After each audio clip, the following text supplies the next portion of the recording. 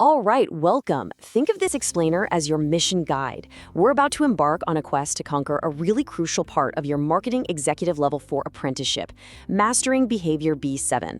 This is your practical guide to understanding it, developing it, and proving you've got it. So let's get into it. So every good quest needs a map, right? Here's ours. First, we'll define the mission itself, what Behavior B7 actually is. Then, we'll talk about unlocking your superpowers, the core skills you'll need.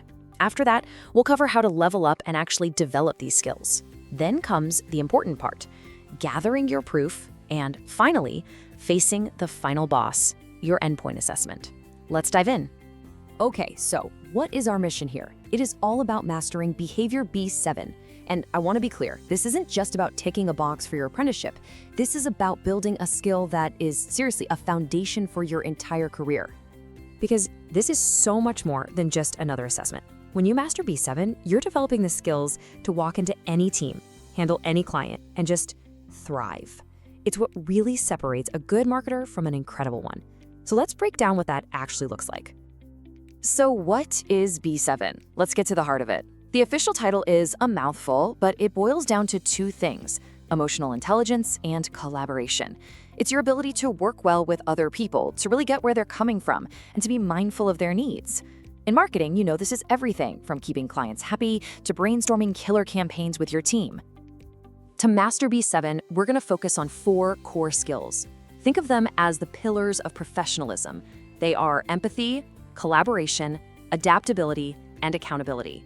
We're going to break down every single one of them. All right, let's start unlocking these superpowers. These aren't just buzzwords. They're the tools you're going to use every single day to become an absolutely essential part of your marketing team. First up, empathy. And look, this is way more than just being nice. It's about genuinely trying to understand someone else's point of view. For example, let's say a client is super anxious about a campaign's performance. The empathetic move isn't to just throw data at them. No, it's to first say, I hear your concern, listen to them, and then use the data to address both how they're feeling and the business goals. See the difference? Next up, superpower number 2, collaboration. This is all about being an active, positive force on your team.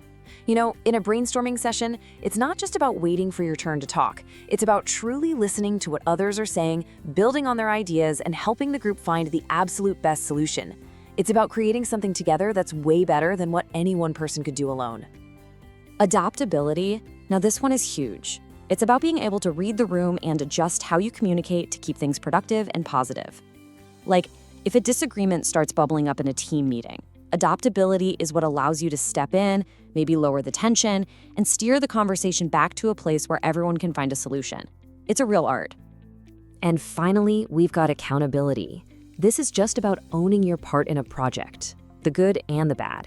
It means your team can count on you. It shows you're committed to the team's goals. And honestly, this is how you build trust, and trust is the glue that holds any great team together. Okay, so you get the core skills. Now for the big question.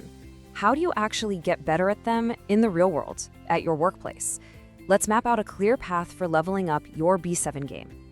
I like to think of this as your own personal training montage, and it happens in 3 stages. Stage 1 is awareness. This is all about you. Start noticing your own emotional reactions at work. How do they change the way you talk to your colleagues or your clients? Stage 2 is application. This is where you put that awareness into action. You start consciously using your emotional intelligence in meetings, and when you get feedback, you really focus on responding in a constructive way. And finally, you get to stage 3, building relationships. This is where it all comes together. You're confidently managing clients, you're leading team projects, you're putting all those B7 skills to work.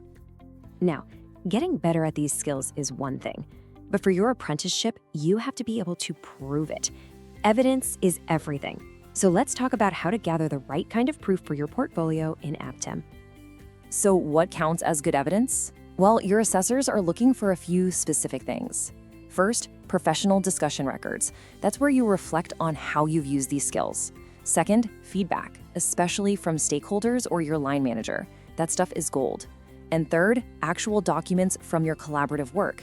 Things like emails, project plans, or meeting notes that show you doing these things. And here is a perfect example of what strong evidence looks like. This quote is so specific, it names the situation, a client crisis, it describes the action using empathy and listening, and it shows the result. They turned a negative into a positive. That's the kind of concrete detail you want to capture. And I can't stress this enough. This step is critical. You have to upload all of this proof to Aptem.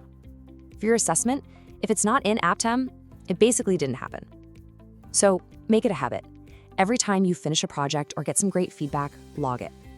Your portfolio is what tells the story of your growth.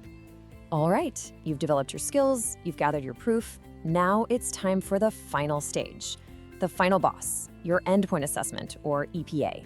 Let's get you a strategy to win. So what's the secret to the EPA? It comes down to one word: consistency. The assessors don't just want to hear about that one time you were a good team player. They need to see that you apply these B7 superpowers, empathy, collaboration, all of them, again and again in all kinds of different situations with different people.